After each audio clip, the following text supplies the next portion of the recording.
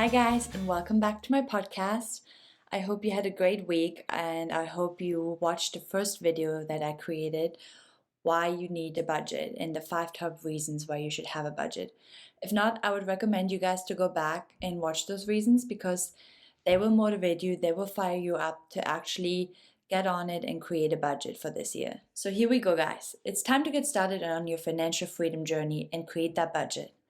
Financial freedom and being financially independent means not living paycheck to paycheck, not having any debt, saving for retirement, and it means having more income than expenses and being able to save and invest the money you have left each month.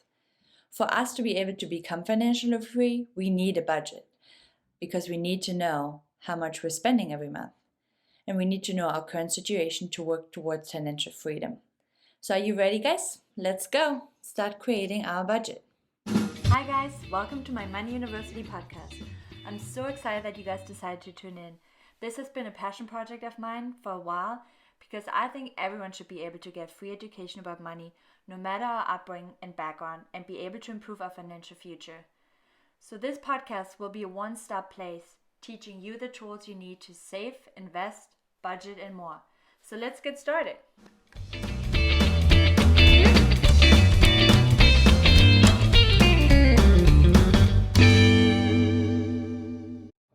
Hi guys, so let's get started creating our budget.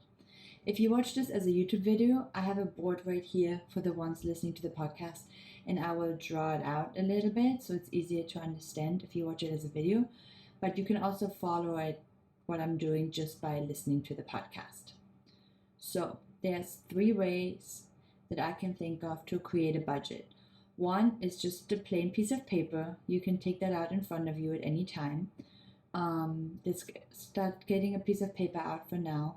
You can do an Excel spreadsheet. So once you've done this exercise on paper, you can either transfer to an Excel spreadsheet, or while you're listening it, pause it and open Excel file and do it on your spreadsheet. Or there's also some apps out there that can help you. So I will go over like a few different apps after doing this manually, and then you can decide if you choose to go the app way or do it yourself. I myself just have a spreadsheet and track it myself every month because I don't know, some people don't feel confident giving your bank account access to an app, but it's totally up to you. So let's start with the easy first way, which is just using a blank piece of paper. So at the beginning, you want to just write down income,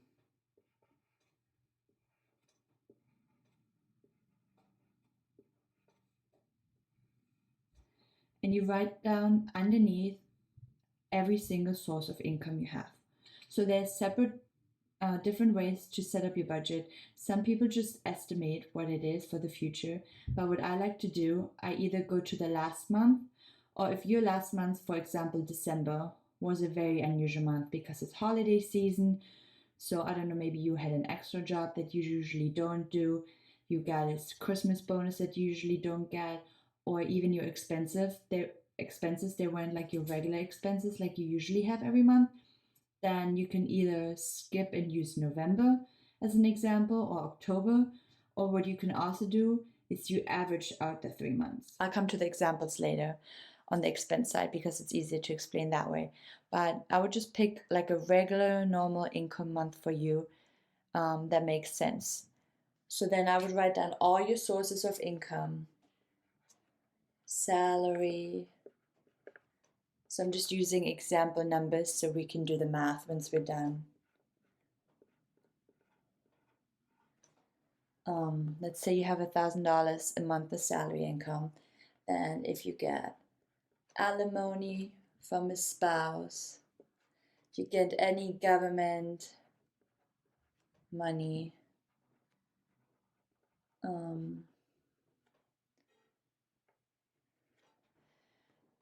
retirement income, any regular monthly income you can think of.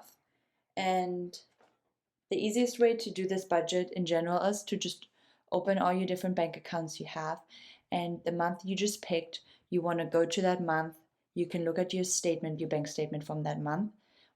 You can print out all your bank statements or just look at them on different tabs on your computer or on your phone and just go through the whole month, scroll through, and all the incomes you have, all the money you have coming in, you want to list under your income column.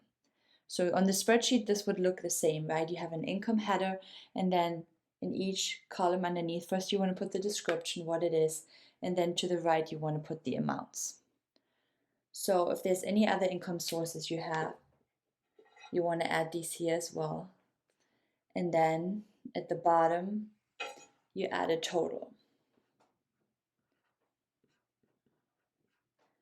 So since I only added an amount for the first one for now, just for easier doing the math and showing you. So our total income for the month is $1,000. That's from our budget. So now we go over to our expenses.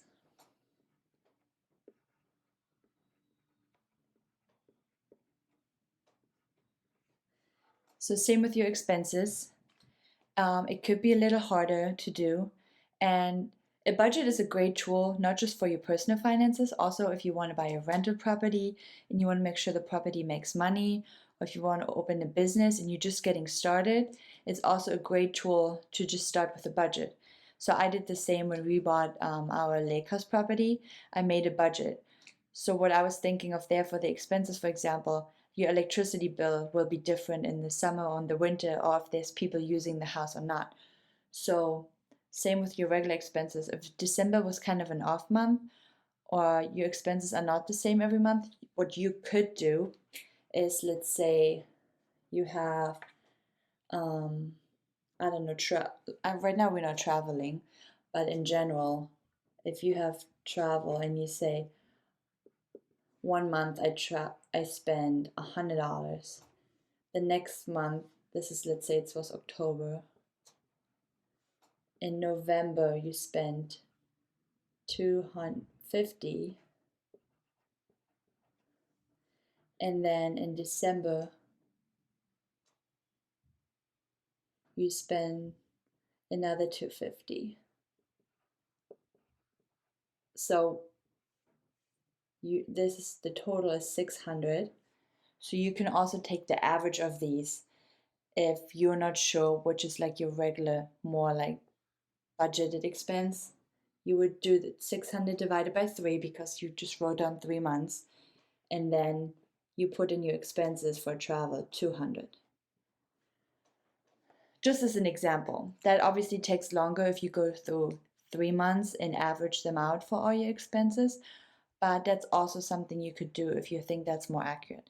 If your expenses are pretty much similar, I mean, it's not a big deal if it's off by $1 or $2. Obviously, our budget cannot be 100% accurate because, sometimes we spend a little more, sometimes we spend a little less. We just want to get a feel of, in general, how much we spend on each item. And we want to update it and manipulate it anyways. So you will write down all your expenses, everything you can think of. So I would go again, open your bank account for the month that you picked. Or like I said, if you want to average it out, you have to open all these 3 months bank statements.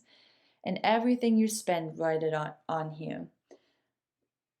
And then later on we can categorize it. But for now, I would just go down from like December 1st to the 31st, and every single expense line item you see, I would just write down by itself. Like I see Starbucks, every single coffee, $5. Restaurant, every single line item that you see, money going out, I would just write down every single thing by itself. And then once you wrote everything out, you will also have a total here at the bottom.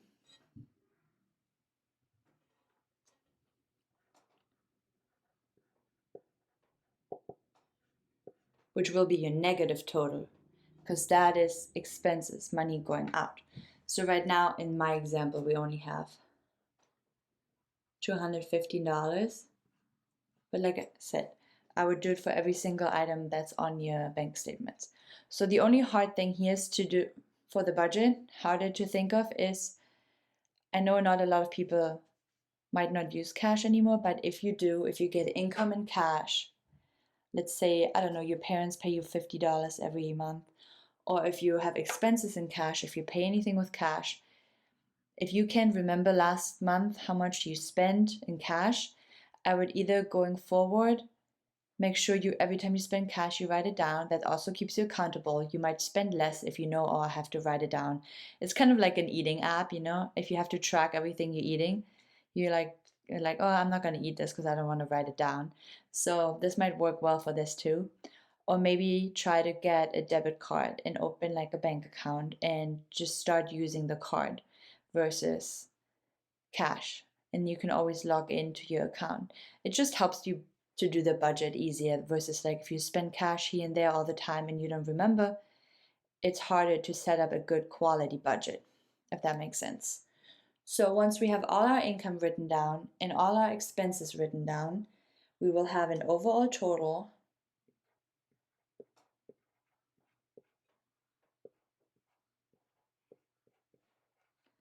at the bottom. And you can either pause this podcast or video in between and just do it with me together, or you can listen to it once just to understand what we want to do and then re-listen to it and pause it while and do this at the same time with me together. So then the overall total, it's just deducting the 215 from the 100,000.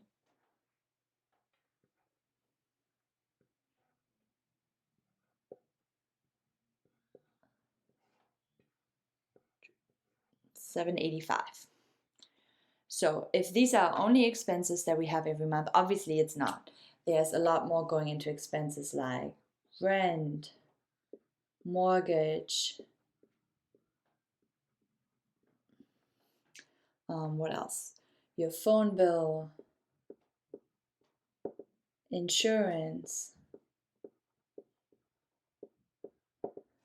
for your car, you know, for yourself, if you pay that separately, if that doesn't come out of your, if that insurance comes out of your salary before you get your salary, obviously you want to write the salary on here that you get in your bank account, and then the insurance will already be deducted most likely. But it could be car insurance or any other separate life insurance that you have. So once all these expenses are listed and all the income are listed, what I would do with the expenses, what will help us for the future too, is I would categorize them. You can make categories like food, clothing. Then I would do like necessities. And there I would put stuff that you can't live without. Like I said, your phone bill, phone, rent, electricity, water, anything you pay that you need to live every month.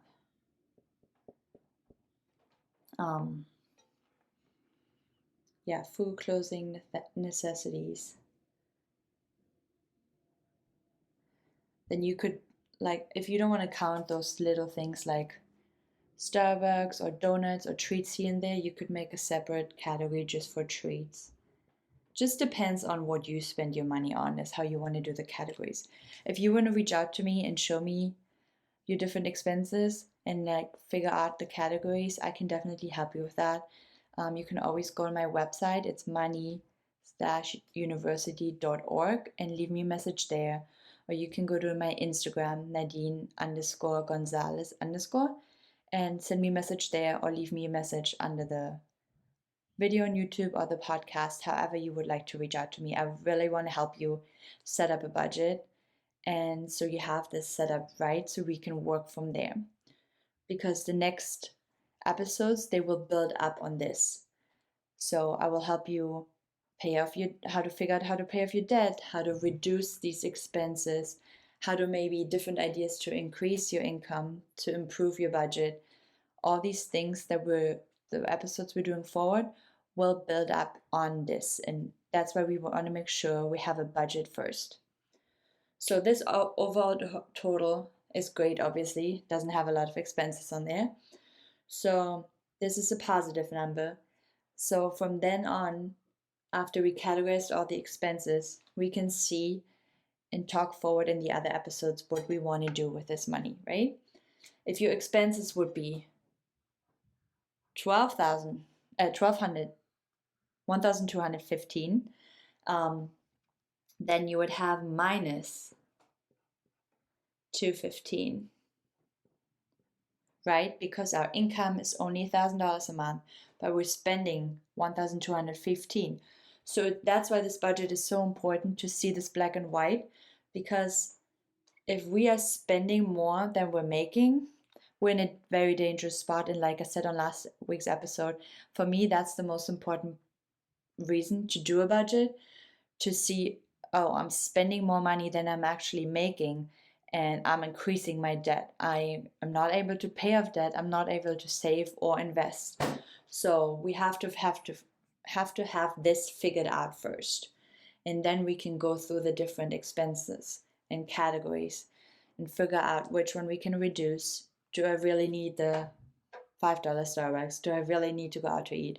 We even started, our New Year's resolution was to eat more home, cook more from home, because you order a drink or even just a soda, juices for the kids, and it all adds up, and a whole container of juice having at home is just the same price as like one glass at a restaurant. So yeah, so that's the overall showing on how to create a budget. And like I said, the way it works on a spreadsheet is just the same. It's a little bit easier for you because it will do the math for you, right? You can create a category and you can just add with the Excel function all these together. You don't have to do it with a calculator, or you don't have to do it by hand. And obviously it's also easier every month to manipulate. So you could have one tab in your spreadsheet for January 2021, and then you copy it over to February, and then you could just check, or you don't have to do that every month, but every 3 months you could go in and check, like, how are my actuals this month compared to my budget? Am I really improving to what I set my goals to? And that's obviously way easier to do on a spreadsheet, changing numbers and seeing how the total will change if you change numbers within here, than on a piece of paper, right? But I understand if you don't have a computer, or you're not interested in doing Excel, or you're not familiar or comfortable with Excel, a piece of paper works just the same, works just as great. Or you could even, like I have, get a board like this that wipes off. So you just write down all your income and expenses once, and you could just use this tip. And like, if your salary increases, you get a raise, right? You could just update this, and then you just update the totals here in the bottom. So then you also don't have to redo the whole thing, right? And now you would be plus minus zero for your expenses. The overall total would be zero. Yeah, so that was the manual way to do it. Now I just want to talk to you about different apps or different websites that are out there that you could use. But like I said, I personally use the spreadsheet, but sometimes it's definitely easier to just use those apps, because you could just link your bank accounts right to the apps, and they will create pie charts and everything for you. So I will show you that in a second. Okay, so like I said, I personally don't use any of these apps, but I think I have tried them in the past. So this video is not sponsored at all. You can literally Google best free. I would definitely choose a free app, right? But some might charge you a little bit of money. So if you go on the App Store, this is called Mint. It says see everything in one place. Simple and easy to set up. So like I said, you link all your bank accounts to it, and then it automatically tracks your expenses in here, and it creates little pie charts for you, even by category already, because it knows if it's Shell or Exxon, it knows it's a gas station, right? So it automatically has a category for gas and fuel, shopping. Then there's some uncategorized where it maybe didn't know by the description of the vendor what it was. Bills and utilities.